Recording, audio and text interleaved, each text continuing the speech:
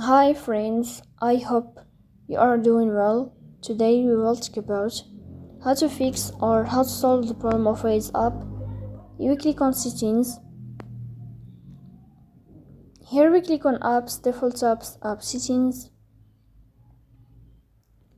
Then we search about Waze app and we click here.